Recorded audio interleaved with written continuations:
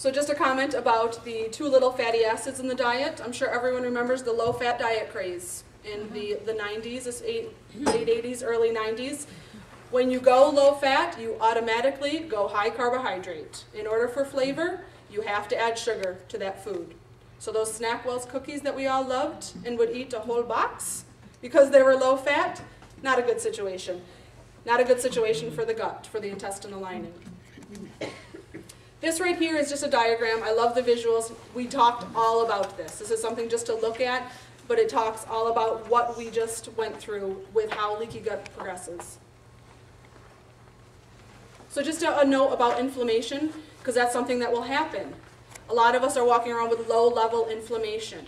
The problem with that is when it gets out of control. Inflammation is a good process. Like I said, the body is not stupid. We need the inflammatory process because it is what heals our body. If we have an infection, the inflammatory process walls that off so it doesn't go anywhere else. It causes some swelling in that area, some heat in that area to try to kill that infection. The body is not stupid. So, but it gets out of control, and when we're constantly putting something in our mouth that is a stress to our body, the inflammation gets out of control. And research shows that when someone takes those medications like ibuprofen that stop the inflammatory process altogether, healing is delayed. So like a broken leg. If someone takes ibuprofen for the pain, their healing will be delayed as compared to someone that doesn't. So that shows you how the inflammatory process is necessary for healing. The other thing inflammation does, produces insulin resistance. That is a key thing with diabetes. Basically what that means is that the cells of the body no longer respond to insulin. We're going to go into insulin in the next slide. So when that happens, higher insulin levels in the blood. Glucose cannot get into the cells. Once again, we're going to describe this on the next slide. It cannot get into the cells, so the cells are starving. Once again, starving at the cellular level equals more food going in the mouth, even though it's a vicious cycle.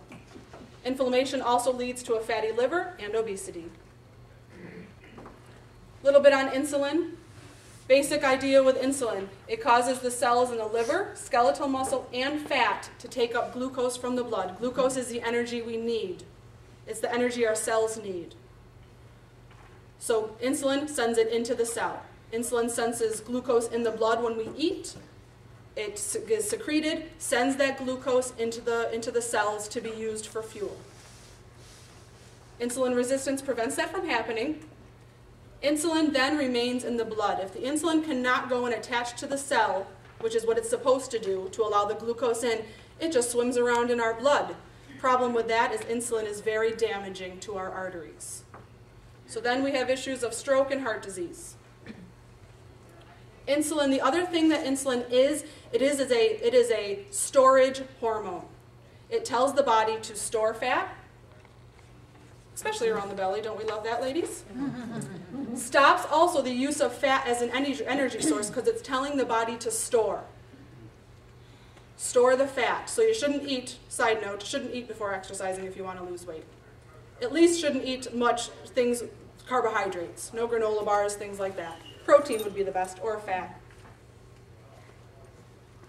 Quick little research just to kind of show how the food intolerances lead to the inflammation and obesity. 2 different groups of children, one overweight, one normal weight. The overweight group they did blood work on, 3-fold higher levels of C-reactive protein, which is a marker of inflammation.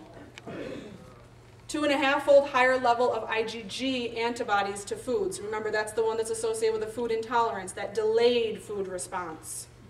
So this is suggesting that food intolerances are the cause of the inflammation and obesity, not a consequence of them.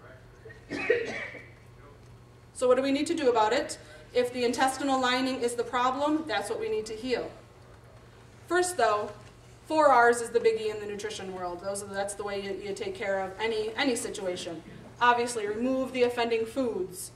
So identify the foods. With that one patient, we removed peanuts right away. Removed all nuts, because I'm just mean like that. So we removed all nuts. That's the first thing. You can't keep eating and expect any change. You can't keep eating those foods that are triggers for you. The second R is replace. Replace any deficiencies, whether it's the hydrochloric acid in the stomach, enzymes, bile acids, vitamins, and minerals. The third R is re-inoculate. So we got to get more of that good bacteria into the gut with something called probiotics. I'm sure people have heard about, you've seen the Activia commercials, so I'm sure everyone's heard about probiotics now. Fourth R would be to repair. These are some of the nutritional supplementations that will work to help repair the gut. And that's it. What I am offering to the members of the group, I do a systems survey, which basically it's a bunch of symptoms. Very extensive. Karen knows. You and Maria had to fill that out. It is, oh, and you did too. It's a very, it just goes with a bunch of different symptoms, and what you identify is, does this happen rarely for me? Does this happen moderately, or does this happen regularly? And then I input it into a computer program, and then it will identify the systems of the body that are under the most stress and what needs to be done to help repair that. It's not identifying the food intolerances, though, just that's key. But I will offer that to the group, $10 for me to do that for you. In your office? In my office. Yep. We're going to stop right there, Bob, if you don't mind. I We're have a quick